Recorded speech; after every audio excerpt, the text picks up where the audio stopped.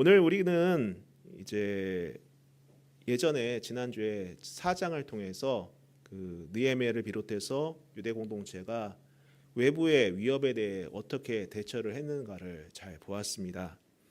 이들은 외부에서 위협이 가해졌을 때에 주눅이 들거나 그들의 방해에 휘둘리지 않았습니다. 오히려 그 문제를 놓고 기도했어요. 그 문제를 놓고 하나님께 기도하며 그들의 손의 일을 놓지 않았었습니다. 그게 느헤미야 공동체의 모습이었다라는 거예요. 그로 인해서 일의 성과는 더 놀랍게 나타났고 외부의 위협도 어느새 그들도 이제 할 수 없다라는 것을 깨달았는지 포기했다라는 거죠. 이러한 느헤미야 공동체의 모습은 우리가 인생 여정에서 갑자기 마주하게 되는 방해와 여러 가지 공격에 대해 어떻게 대처해야 하는지를 잘 보여주고 있습니다. 가장 먼저 무엇이었습니까? 의도를 간파하라는 거죠. 저들이 왜 비난을 하고 왜 감정을 공격하고 왜 자극을 하는지 그 의도를 파악하라는 것 아니겠습니까? 단순히 감정적으로 자존심 때문에 맞받아치는 것이 아니라 도대체 무엇 때문에 저렇게 하는지를 그 의도를 파악하라는 거예요. 그 의도를 간파하는 게 중요합니다. 여러분, 사탄은 언제나 우리를 넘어뜨리려고 합니다. 제가 말씀드렸다시피 베드로 사도도 그렇게 말하지 않습니까? 마귀가 우는 사자와 같이 삼킬 자를 찾는다고 하지 않습니까? 어찌됐든 간에 믿음의 사람들을 넘어뜨리려고 하고 꿈을 꾸는 이들의 꿈을 짓밟아 버리려고 하는 것이 마귀의 계략이라는 것이라는 거죠. 그 의도를 알아야 되는 거예요. 사탄은 우리를 무너뜨리게 할 뿐만 아니라 우리가 지속해야 하는 사명을 더 이상 하지 못하도록 회방을 합니다. 우리를 낙심하게 하고 절망하게 하고 좌절하게 만든다라는 거예요. 난 안 돼. 난 아무것도 할 수 없어. 난 안 되는 사람인가 봐. 이런 마음을 갖게 만든다라는 거예요. 우리는 그래서 그러한 의도를 간파해야 합니다. 영적 전쟁 가운데에 그러한 의도를 간파해야 돼요. 누군가 말을 하더라도 그 사람을 미워하고 증오하는 것이 아니라 그 사람 너머에 있는 악한 세력들을 간파할 수 있어야 된다는 거예요. 그들의 의도가 무엇일까? 왜 하나의 백성들을 무너뜨리려고 하고 절망하게 하고 좌절하게 하고 포기하게 하는가를 그것을 우리가 간파해야 하는 것입니다. 또 한 가지는 무엇이었습니까? 한 손에는 무기를 들고 한 손으로는 일을 하라 하였지 않습니까? 느헤미야 공동체는 방심하지 않았어요. 외부의 공격이 중단되었다 하더라도 또 나아가 자신들의 일하는 것이 눈에 띄게 진척됐다 하더라도 자만하지 않습니다. 방심하지 않았어요. 오히려 이들은 계속해서 무기를 들고 일을 하는 것을 지속해 나간다라는 겁니다. 이처럼 우리가 가야 할 사명의 길도 기도와 말씀이라는 무기를 한 손에 들고 다른 한 손으로는 이 걷고 있는 이 길 속에서 감당해야 할 일들을 감당해 나가야 된다라는 거예요. 우리에게는 각자에게 주어진 사명이 있어요. 해야 할 것들이 있습니다. 여러분 포기하지 마세요. 포기하지 마세요. 당장의 성과가 내 눈에 보이지 않는다 하더라도 낙심하거나 포기하지 않으시길 바랍니다. 지난주에도 말씀드렸지만은 돌 하나 쌓는 게 무슨 대수겠느냐 하겠지만은 그들은 포기하지 않고 돌 하나하나씩 쌓아 올렸고 결국에는 성벽을 재건하지 않습니까? 결국에는 완성을 한다라는 거예요. 하루하루 무기를 들고 돌을 쌓아 올리는 것 아무것도 아닌 것처럼 보이고 무의미해 보이기도 할 수도 있긴 하겠지만은 그것을 포기하지 않고 지속했을 때에 비로소 완성이 되고 승리를 경험하게 되는 것입니다. 그러기에 여러분 한 손에는 무기를 들고 다른 한 손으로는 여러분이 해야 할 일들을 지속할 수 있기를 축복합니다. 포기하지 마세요. 여러분은 해낼 수 있습니다. 하나님이 여러분과 함께 하시기 때문에 해낼 수 있다라는 거예요. 자, 그러면은 이제 느헤미야를 비롯한 유대 공동체는 더 이상 문제 없이 그들이 하고자 하는 예루살렘 재건을 이룰 수 있겠는가? 또 그렇지도 않은 것 같습니다. 오늘 성경을 보면은 그렇지도 않은 것 같아요. 한번 1절을 보도록 하겠습니다.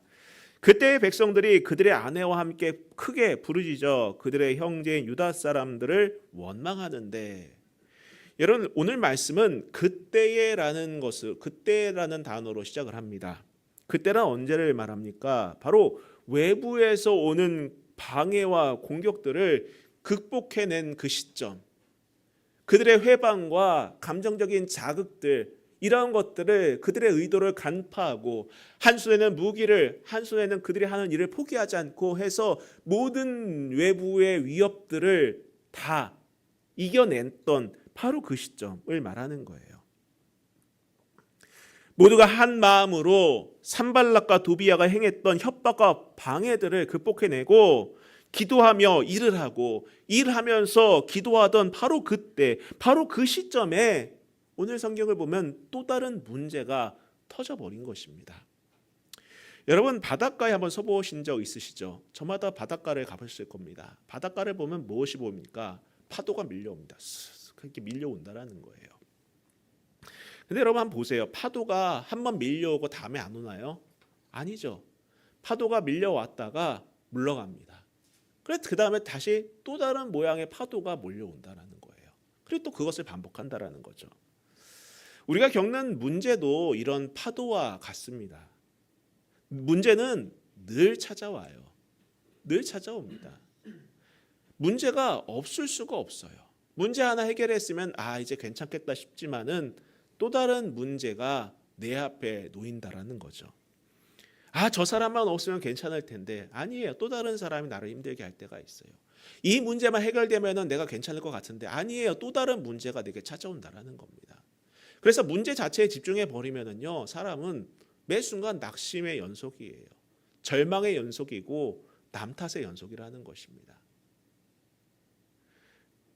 때로는 문제가 연달아 찾아올 때도 있어요. 해결하지도 못했는데 계속해서 찾아올 때가 있습니다. 그래서 우리의 마음을 녹아내리게 하기도 한다라는 거죠. 여러분 그것이 우리가 살아가고 있는 인생이에요. 그게 인생입니다. 그렇다고 해서 여러분 너무 두려워하지 마시길 바래요. 우리 인생에 대해 너무 비관하지 마시기 바랍니다. 여러분 절대 비관하지 마세요.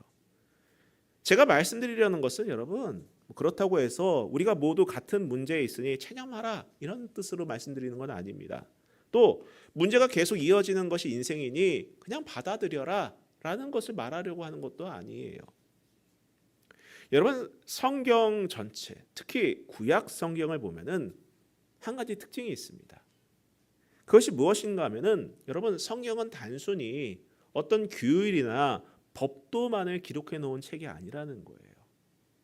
그리고 어떤 암기해야 될 주문 같은 거를 써놓은 그런 책도 아니라는 것입니다. 바로 우리의 삶을 다루고 있다라는 거예요. 우리의 인생을 다루고 있다라는 것입니다. 왜 성경 안에 사람들이 등장을 하고 그들의 인생의 여정을 왜 하나님께서는 우리로 하여금 보게 하시는 것입니까? 단순히 어떤 종교를 보면은 이상한 주문 같은 걸 써놔요. 무슨 말인지도 몰라요. 그걸 계속해서 반복하게 합니다. 무엇을 해라, 무엇을 하지 마라. 어떤 계율을 써놓은 것도 아니에요. 바로 성경은 사람의 삶을 다루며 그것도 하나님을 바라보며 살아갔던 그 사람들을 다룬다라는 것입니다. 하나님의 약속을 의지하며 살아갔던 사람들의 이야기들로 가득 채워진 것이 우리가 보고 있는 성경의 내용들이에요. 그렇지 않습니까, 여러분? 자, 그렇게 하나님의 약속을 의지하고 하나님만을 바라보며 살았던 사람들의 공통점이 무엇입니까? 그리고 성경이 그들에 대해 증언하는 공통점이 무엇인지 아십니까, 여러분? 그것은 바로 그들이 문제 자체를 보는 것이 아니라 문제 너머에 있는 하나님을 보았다라는 거예요. 그것이 그들의 공통점이었다라는 것입니다. 그러면서 문제를 해결해 나가며 그들의 마음과 신앙이 다져져 가는 것을 우리는 성경 안에서 목격할 수 있는 거예요. 여러분 하나님께서 우리에게 원하시는 것도 이와 같다고 생각합니다.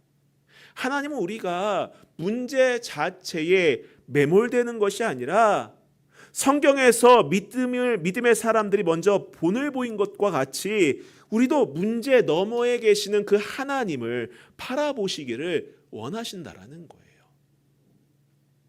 왜 하나님께서는 이 믿음의 사람들을 써놨느냐? 우리도 똑같이 그러한 삶을 닮아가라는 겁니다. 본을 보인 것과 같이 그 문제 너머에 계신 하나님을 보며 나가라는 거예요.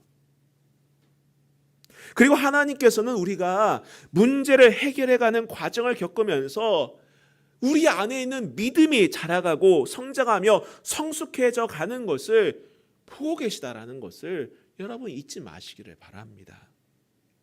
여러분, 그럼 왜 우리가 믿음 안에서 성장하고 성숙해져야 하겠습니까? 그래야 하나님께서 맡기신 사명들을 감당할 수 있기 때문이라는 거예요. 큰 일을 감당할 수 있기 때문이라는 것입니다. 여러분, 우리는 그런 생각을 해요. 내게 큰 돈이 있으면은 난 정말 그 돈을 잘 쓸 수 있어. 내게 큰 직책이 맡겨지면은 난 더 잘할 수 있을 것 같아. 뭐 여러분 인터넷 뭐 글들 보면 그렇지 않습니까? 야, 내가 대통령해도 너보다 나을 것 같아. 내가 그 회사 총수가 되면은 더 잘할 것 같아. 아니에요. 그렇지 않습니다, 여러분. 사람은 그렇게 되지 않아요. 그릇이 안 되면은요 감당할 수가 없습니다. 내게 큰 돈이 생긴다고 그 돈들을 다 관리할 수 있는 것도 아니고, 큰 조직의 수장이 된다고 해서 그 조직을 이끌 수 있는 것도 아니다라는 거예요. 여러분, 그릇이 안 되는 사람한테 이것을 맡겨주면은요, 여러분, 그 조직을 망가뜨리는 것뿐만 아니라 본인도 망가져요. 본인도 망가진다라는 거예요. 여러분, 성경에 나오는 사울왕이 대표적이지 않습니까? 그럼 사울왕 한번 생각해 보세요. 그 성경 내용을 잘 보시면은요, 사울이 왕이 되는 서사가 그렇게 크지 않아요. 그가 한 일은 그렇게 뭐 대단하다, 뭐 엄청난 고난과 역경을 거쳐서 왕이 되었다 이런 게 아닙니다. 어떤 서사가 특별한 게 없습니다. 그는 특별히 어떤 고난의 과정이나 문제를 거치고 왕이 된 존재가 아니었어요. 결국 어떻게 됩니까, 여러분? 나라도 엉망되잖아요. 나라도 엉망되고 본인도 비참하게 최후를 맞이하지 않습니까? 여러분, 그냥 단순하게 큰 걸 맡겨주세요라고 말씀하지 마세요. 반면에 우리가 잘 알고 있는 요셉이나 다윗은 어떤가요? 그들이 처음부터 총리나 왕의 자리를 감당할 수 있는 사람이었겠습니까? 아니에요. 전혀 그렇지 않았다라는 겁니다. 요셉만 보더라도 색동옷 입고 자랑할 줄만 아는 그런 아이와 같은 존재였어요. 다윗도 그저 목동인 그러한 연약한 존재였습니다. 그러나 여러 가지 문제와 아픔 속에서 하나님을 바라보며 그들의 믿음과 실력이 다져졌을 때에 하나님께서는 그들을 사용하셨다라는 거예요. 처음부터 총리로 채택하시고 처음부터 왕으로 이렇게 세워주신 것이 아니라 그 과정을 통해서 연단되어지고 개발되어지고 성장하여서 그 자리를 감당할 만한 인물로 자라게 하셨다라는 거예요. 그리고 능히 그 일을 감당케 하시지 않으셨습니까, 여러분? 결국에는 하나님께서 이 두 사람을 존귀하게 하셨잖아요. 제가 대표적으로 두 사람만 찝어서 얘기했지만은 성경 안에 보면 그러한 사람들이 허다합니다. 많이 있어요. 성경뿐입니까, 여러분? 기도하면서 살아갔던 사람들의 삶을 한번 보십시오.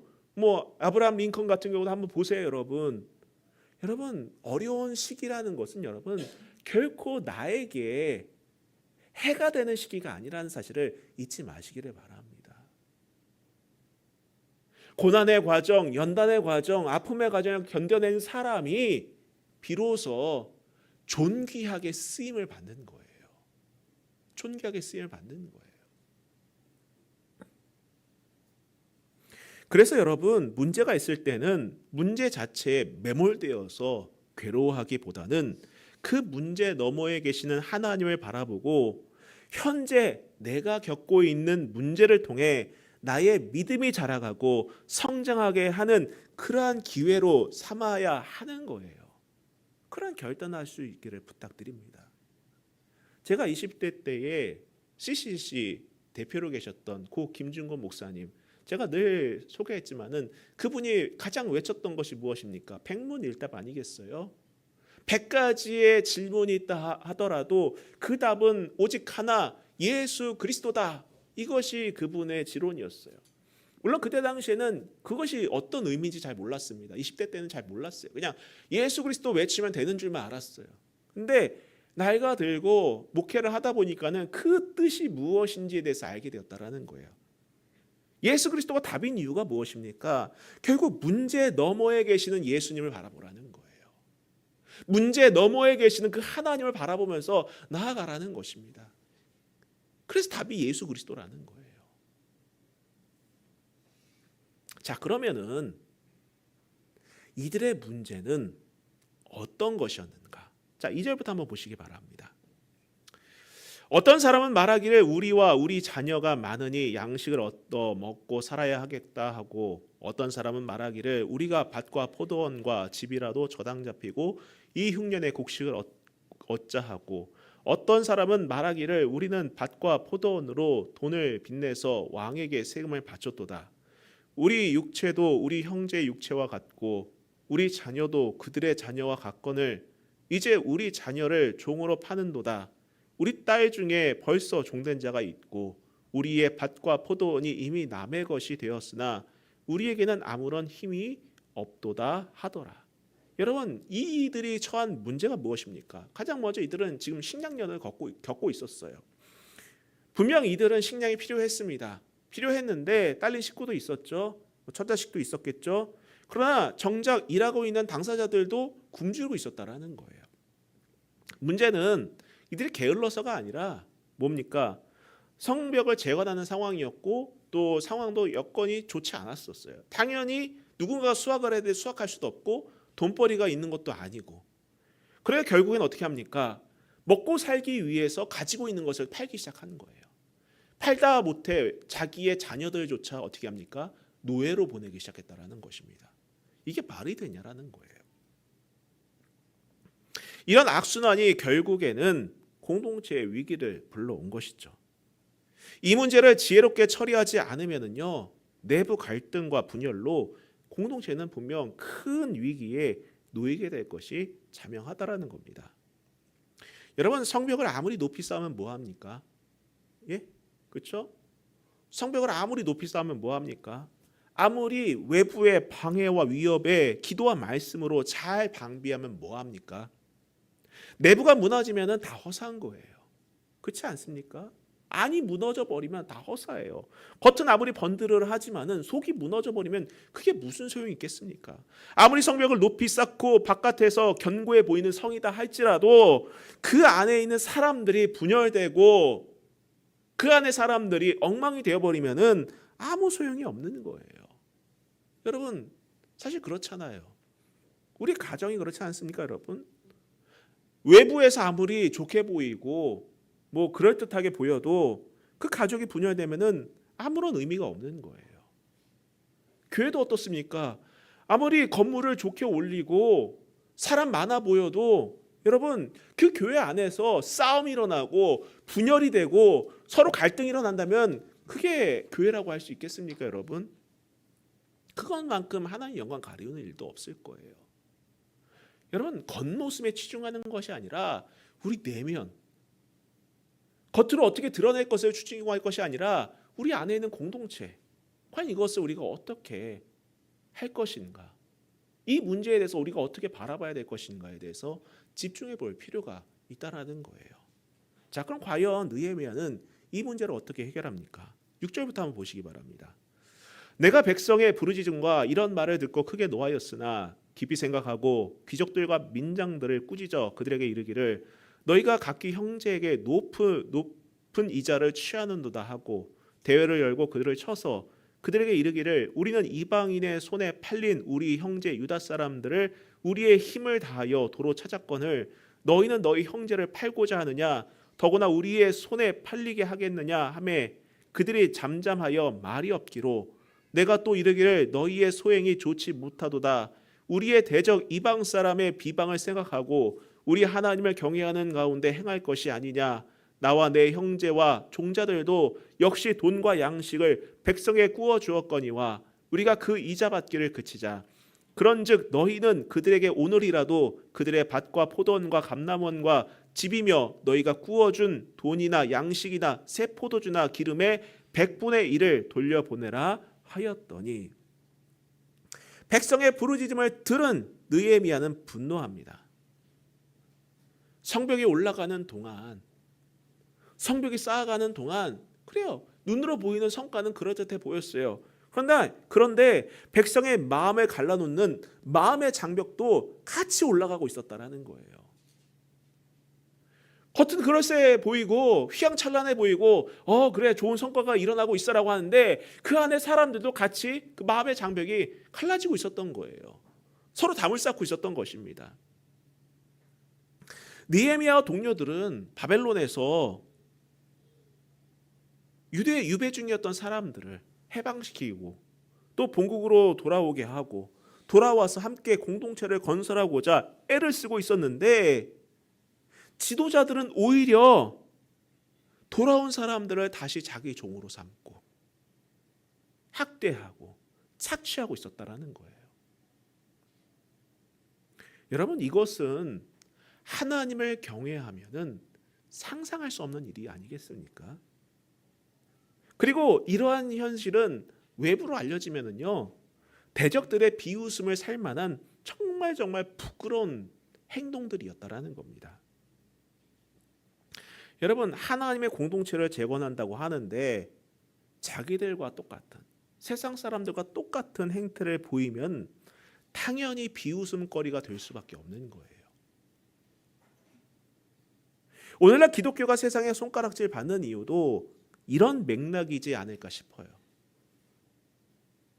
세상과 똑같이 아니면 더할 수도 있는 그런 탐욕과 욕망 등으로 비난받고 있는 것이 오늘날 기독교의 현주소 아니겠습니까?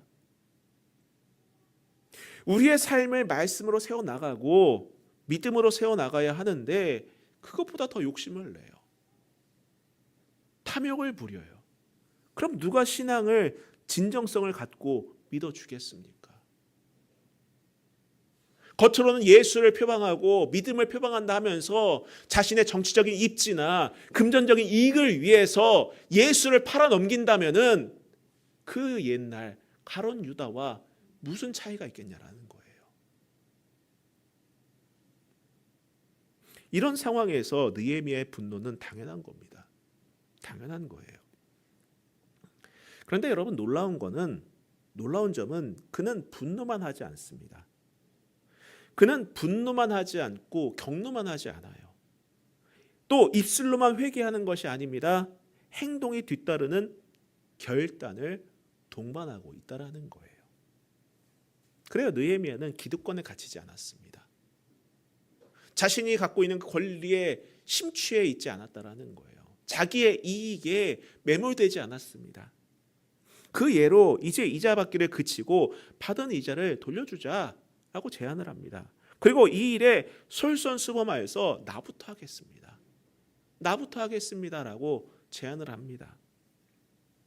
여러분, 이것이 그리스도인의 진정한 모습이고 리더의 자질인 거예요. 여러분, 지도자란 시키는 사람이 아닙니다. 나는 뒤에 빠져 있고 다른 사람들 막 시켜서 그들로 하여금 막 희생하게 하고 그들의 골수를 쥐어짜는 그런 것이 리더가 아니에요. 진정한 리더는 솔선수범하는 사람입니다. 앞서가는 사람이라는 거예요. 또 성도는요, 세상의 리더와 같은 존재이기도 합니다. 세상이 아무리 교회를 욕하고 또 비난을 하더라도 오히려 그 세상 사람들은 그런 욕하는 가운데서도 교회와 성도가 세상에 비치고 세상의 소금이기를 기대하고 있다라는 거예요. 오히려 그것을 기대합니다. 예수님도 그렇게 말씀하지 않으셨습니까? 너희는 세상의 소금이고 너희는 세상의 빛이다. 즉 세상의 리더와 같은 존재이기 때문이라는 것입니다. 여러분, 느헤미야는 충분히 특권을 누릴 수가 있었어요. 그럼에도 불구하고 그는 그 특권을 내려놓을 뿐만 아니라 신앙의 모범이 되기를 자처한 것입니다. 자처한 거예요. 이게 어떻게 가능한 것입니까? 어떻게 가능합니까? 그는 믿음대로 살기를 결단했고 신앙대로 살기를 결심했기 때문 아니겠습니까? 여러분 성경을 보시면은 12절부터 한번 보시기 바랍니다. 그들이 말하기를 우리가 당신의 말씀대로 행하여 돌려보내고 그들에게서 아무것도 요구하지 아니하리라 하기로 내가 제사장들 불러 그들에게 말한 대로 행하겠다고 맹세하고 내가 옷자락을 털며 이르기를 이 말대로 행하지 아니하는 자는 모두 하나님이 또한 이와 같이 그 집과 그 산업에서 털어버리시지라도 그는 곧 이렇게 털려서 빈손이 될지로다 하매 회중이 다 아멘하고 여호와를 찬송하고 백성들이 그 말한 대로 행하였느니라. 근데 여러분 이 말이 하기 전에 여러분 좀 더 아래로 15절 한번 보시기 바랍니다. 좀 내려가셔서 15절 맨 끝부분 보세요. 뭐라고 나와 있습니까? 나는 하나님을 경외함으로 이같이 행하지 아니하고 라는 표현이 등장을 해요. 자 보세요. 이게 지금 무슨 내용이냐면요 12절부터 13절까지 우리 이렇게 하자. 나는 더 이상 녹을 받지 않겠다. 그 이유가 무엇이냐면은 나는 하나님을 경외하는 사람이다라는 거예요. 하나님을 경외하는 사람이라는 것입니다. 다시 말씀드리면 느헤미야가 이렇게 결단했던 것은 하나님을 경외하고 그 삶을 살아가려고 애썼기 때문에 이러한 결단들이 가능했다라는 겁니다. 오늘 여러분을 움직이는 원동력은 무엇입니까? 나를 움직이게 하는 그 힘의 근원은 어디에 있습니까? 나로 하여금 결단하게 하는 그 결단의 기준이 무엇입니까? 그것은 여러분 하나님을 경외하는 신앙이 되어야 한다라는 거예요. 말씀, 하나님의 말씀이 되어야 하는 것입니다. 결국 이러한 경외하는 마음으로 솔선수범하니까는 어떻게 합니까? 백성은 느헤미야의 제안을 수용하지 않습니까? 아멘. 우리도 그렇게 하겠습니다. 그렇게 하겠습니다. 우리도 그렇게 따라가겠습니다. 믿음의 사람이 본을 보이니 뒤에 있는 사람들도 같이 그 길을 따라가는 거예요. 저도 그렇고 여러분도 그렇고 그런 하나님의 경외하는 삶을 살아가며 그 삶을 살아갈 때에 많은 사람들이 여러분을 보면서 따라갈 수 있는 그러한 리더의 삶을 살아낼 수 있기를 축원합니다. 여러분 이것이 참된 믿음의 삶이에요. 어떻게 이러한 일들이 가능할까? 결국에는 무엇입니까? 하나님을 믿고 그의 나라 백성이 된다는 것은 그분의 부요하심을 의지하겠다라는 확신이 있기 때문에 그런 다짐이 있기 때문에 가능한 것이고 그분이 나보다 내게 필요한 것을 더 잘하신다라는 믿음이 있기 때문에 믿고 나아가고 있어서 이러한 것들이 가능하다라는 거예요. 성도 여러분 하나님을 온전하게 신뢰할 수 있기를 부탁드립니다. 그리고 온전히 믿고 맡길 수 있기를 간절히 바랍니다. 자 19절 읽고 마치도록 하겠습니다. 19절에 보시면은 내 하나님이여 내가 이 백성을 위하여 행한 모든 일을 기억하사 내게 은혜를 베푸시옵소서. 자, 이 5장의 마지막은 느헤미야 신앙 고백으로 마무리하죠. 느헤미야 이 신앙 고백은 하나님이 그분의 뜻을 행하는 자에게 은혜를 베푸시는 분이심을 믿고 고백하는 내용입니다. 앞서 느헤미야는 총독의 녹을 요구하지 않겠다라고 말했었어요. 그만큼 그는 신앙으로나 뭐로나 말과 행동이 일치하는 지도자였을 뿐만 아니라 약한 자를 염려하는 마음에 자신의 권리를 포기하면서까지 헌신했다라는 거예요.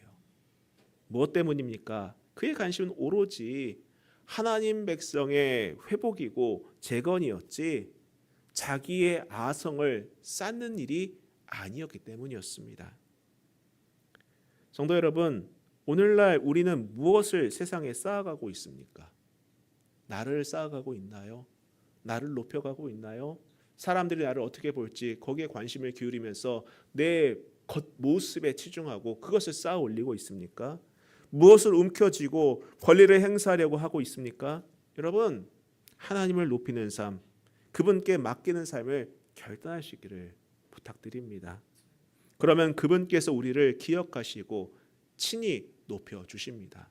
이러한 느헤미야 신앙 고백이 저와 여러분의 신앙 고백이자 확신이 될 수 있기를 주님의 이름으로 부탁드립니다.